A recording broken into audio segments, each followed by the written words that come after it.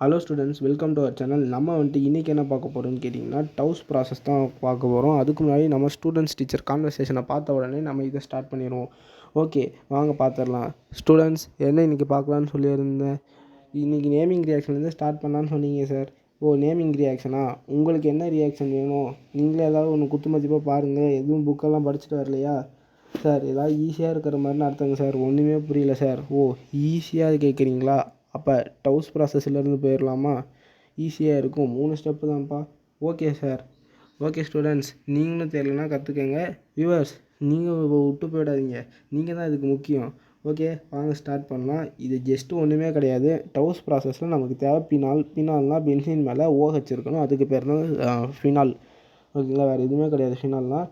இப்போது நம்ம இதுக்காக என்ன எடுத்துக்கிறோன்னு கேட்டிங்கன்னா, குளோரோ பென்சீனை எடுத்துக்கிறோம். ஓகேங்களா? குளோரோ பென்சீனை எடுத்து நம்ம பயபுலியை பிடிச்சி என்ன பண்ணுறோம்னா, இங்கே போட்டிருக்க பாருங்கள், 263 கெல்வினில் ஹீட் பண்ணி 300 அட்மாஸ்பியரிக் ப்ரெஷரில் வரணும்னா சோடியம் பெராக்சைடு நமக்கு வந்துடும். ப்ளஸ் ஹைட்ரோக்ளோரிக் ஆசிடில் நம்மளுக்கு கொஞ்ச நேரம் சோடியம் பெராக்சைடு ஹைட்ரோக்ளோரிக் ஆசிட் கூட உருகி போனேன்ற மாதிரி கொஞ்ச நேரத்தில் பினாலாக மாறிடுவார். அவ்வளோதான், நமக்கு தேவையான ஃபினால் கிடச்சிருச்சு. ஸோ வாங்க ரியாக்ஷனை ஸ்டெப் பை ஸ்டெப்பாக பார்த்துடலாம். வேறு ஓகே, நம்ம சொன்ன மாதிரி இவர் தான் குளோரோ பென்சீன்.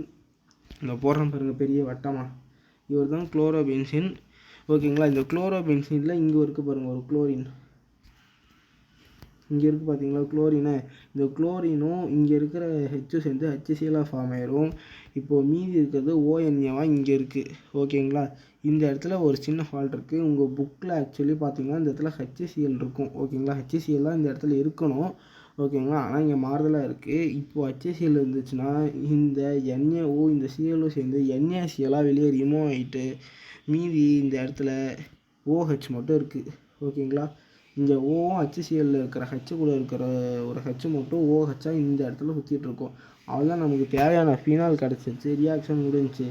ஜஸ்ட்டு 2 மினிட்ஸ் தான். டவுஸ் ப்ராசஸ்லாம் ஒரு பெரிய விஷயமே கிடையாது.